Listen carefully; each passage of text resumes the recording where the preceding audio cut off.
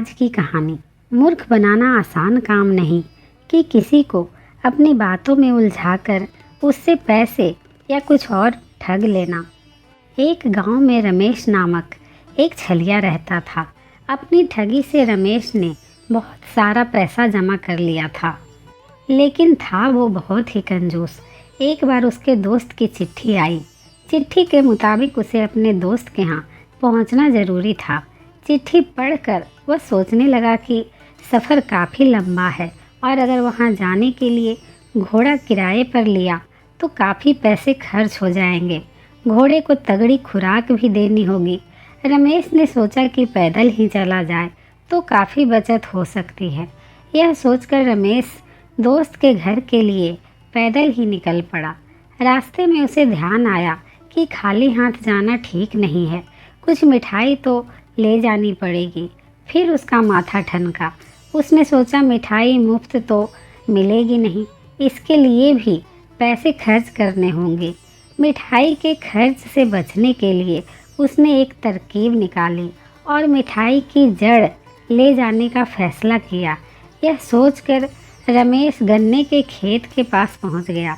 उसने खेत से कुछ गन्ने उखाड़े और उन्हें लेकर दोस्त के घर पहुंच गया। उसके हाथों में गन्ने देखकर दोस्त सारा माजरा समझ गया कि ये चोरी के गन्ने हैं। दोस्त की पत्नी ने पूछा, आप ये गन्ने क्यों लाए हैं?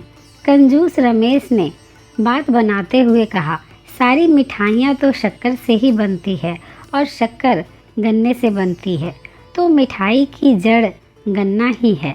सोचा मिठाई की जड़ ही लेता चलूं। वैसे भी आजकल शुद्ध मिठाइयाँ भी तो नहीं मिलती। यह कहकर रमेश ने दोस्त की पत्नी को वो गन्ने थमा दिए। दोस्त ने सोचा कि इसको सबक सिखाना ज़रूरी है। 3 दिन तक दोस्त के घर में रमेश ठाठ से रहा। जब वह विदा होने लगा तो दोस्त ने कहा, मैं तुम्हें कुछ कपड़ा देना चाहता था, लेकिन मैंने अपना इरादा बदल दिया। कपड़ों के बदले मैं यह थैली दे रहा हूँ, इसमें कपड़ों की जड़ है। रमेश ने वह थैली खोली तो उसका मुंह फटा रह गया, क्योंकि थैली में कपास के बीज थे। वह कुछ बोलता इससे पहले ही रमेश का दोस्त बोला, ये कपास की जड़ है, कपास से सूत बनता है और सूत से कपड़े। रमेश समझ चुका था कि उसके दोस्त ने नहले पे दहला दे मारा है। अपनी ठगी की बदौलत रमेश ने भले ही ढेर सारा पैसा जमा कर लिया था, लेकिन पैसे खर्च करने से वह हमेशा कतराता था।